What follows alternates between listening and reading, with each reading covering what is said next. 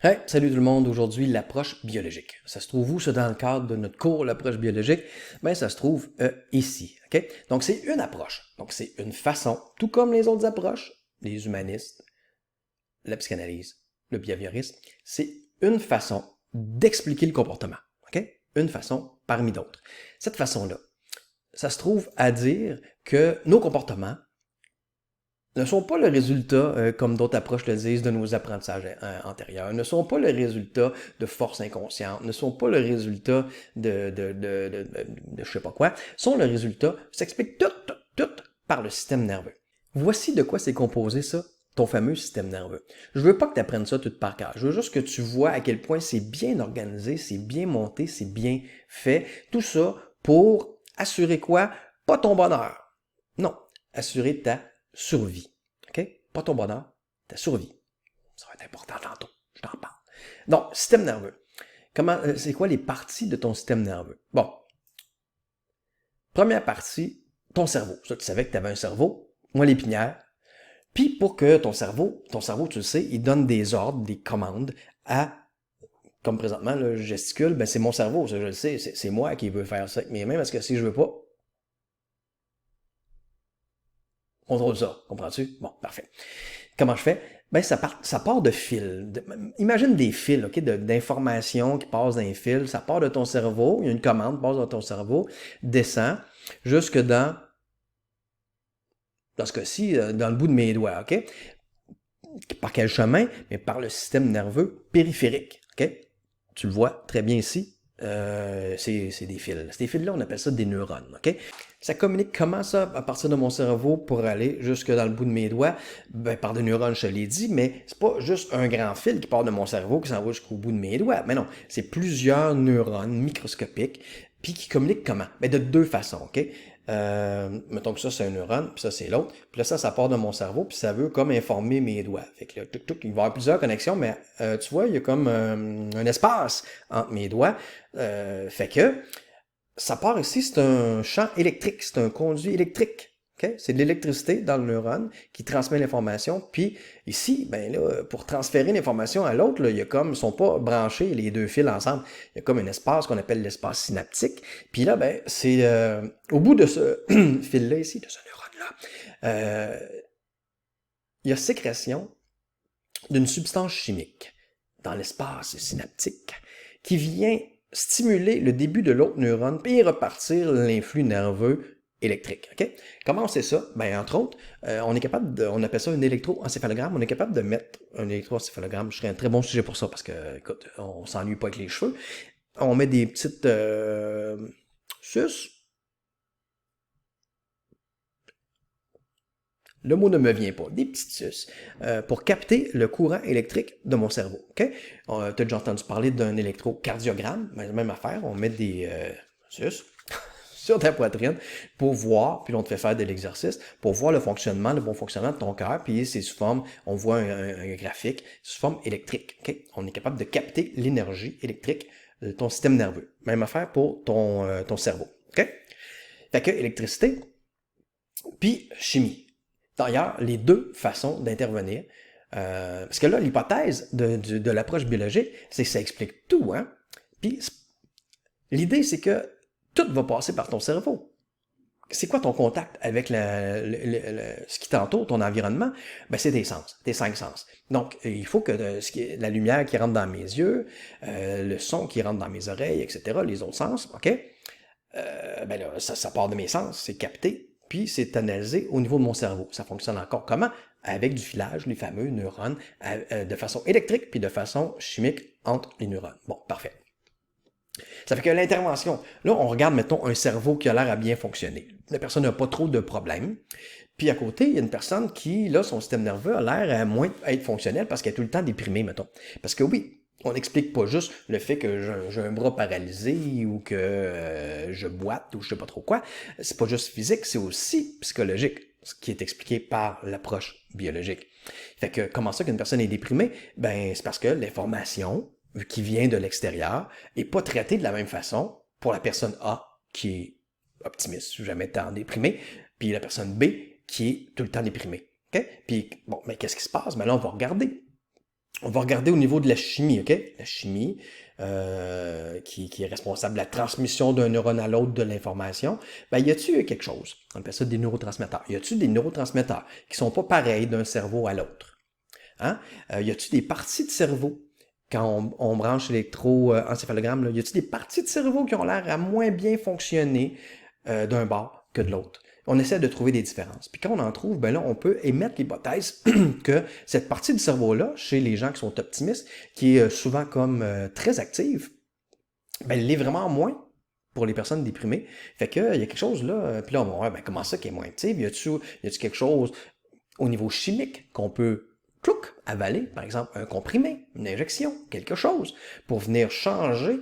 Tu sais, s'il manque d'un type de neurotransmetteur, puis qu'on y met l'hypothèse que c'est à cause de ça que la personne est déprimée, parce que elle n'a pas assez de ce neurotransmetteur-là, bon, si on en fait prendre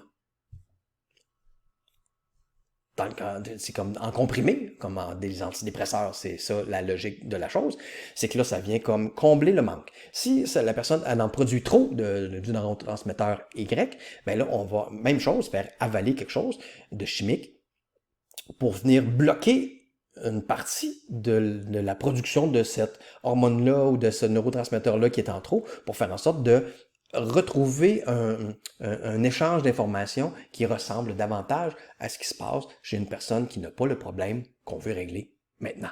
OK? Fait que c'est ça, les interventions.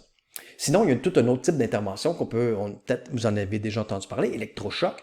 Bon, ben ça, c'est quoi? Ben, l'information, circule de façon électrique. Fait que électrochoc consiste à donner des petites décharges d'électricité dans le but de rétablir, comme un peu quand tu boostes ton auto, vous chercherez Google Translate, booster ton auto.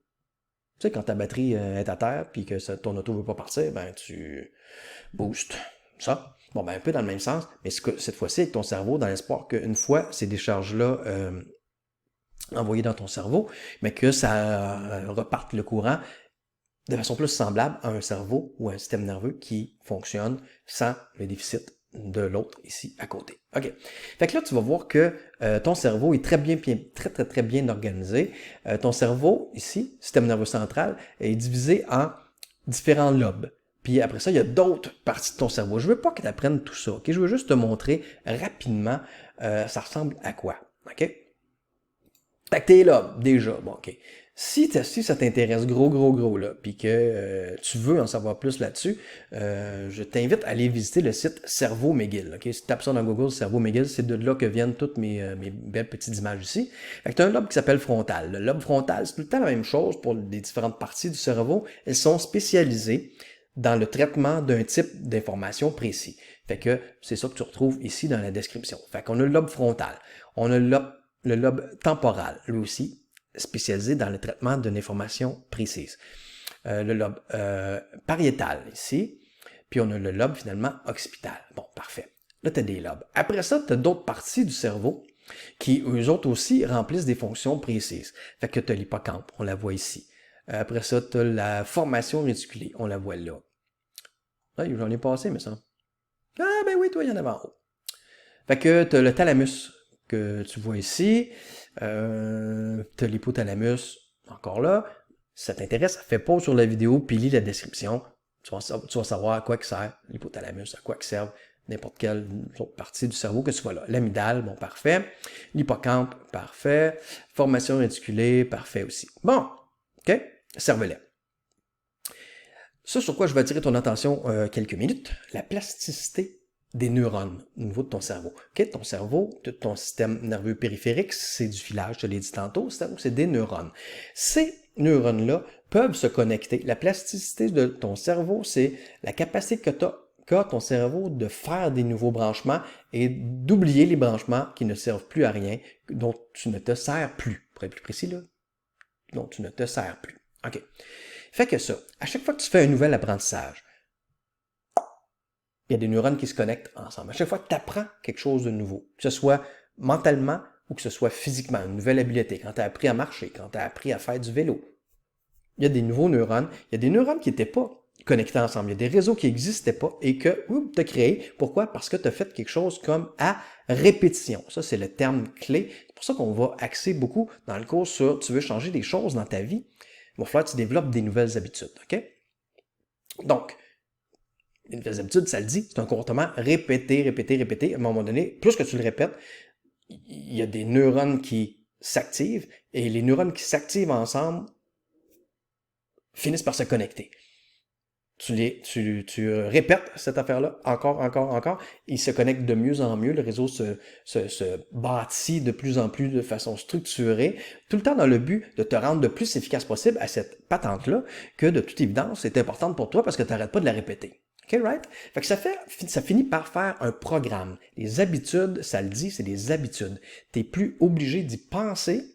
Ça se fait presque tout seul. Mais pourquoi ça se fait tout seul? Parce que si tu te rappelles dans tes débuts, ça se faisait pas tout seul marcher. C'était vraiment dur. Maintenant, tu n'es pas obligé d'y penser, ça se fait tout seul. Pourquoi? Parce que le réseau de neurones, toutes les informations que tu as besoin de savoir pour marcher comme du monde, ben tu les as déjà utilisées maintes fois, puis le réseau est connecté. Fait que tu n'es plus obligé d'avoir ton attention là-dessus. Boum, ça se fait tout seul. OK? C'est super le fun pour des bonnes habitudes. Mais c'est le même processus pour des mauvaises habitudes. Okay? C'est pour ça que ça peut être si difficile de changer nos façons de réagir. Toi, tu fais, hey, moi, je suis impulsif dans la vie, je sais. Moi, je suis impatient. Moi, je suis colérique. Moi, je suis déprimé. Ben, pour ces gens-là, de l'approche biologique, c'est une question de programmation. Okay? C'est peut-être, comme je te disais tantôt, une question de neurotransmetteurs que tu fais over ou que tu fais pas, que tu produis pas assez. Mais c'est aussi une programmation. Toi, quand les choses vont pas bien, tu t'écrases, tu déprimes. Tu as fait ça souvent. Tu as un réseau de neurones qui est préprogrammé pour te prédisposer à faire ça sans même que tu aies à y penser. Ça, c'est la mauvaise nouvelle.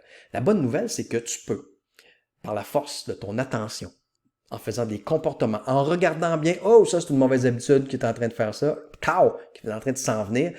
Si tu n'es pas conscient de ça, elle va s'opérer. Si tu deviens conscient de ça, tu peux la stopper. Puis faire, là, je me retiens, ce n'est plus comme ça, je veux réagir comme ça. Mais là, tu n'as presque pas de réseau là, pour soutenir ça. Pas bien de neurones qui sont connectés, fait que c'est plus dur, puis il y a plus de chances de rechute de ta mauvaise habitude qui, elle, est très bien ficelée. OK?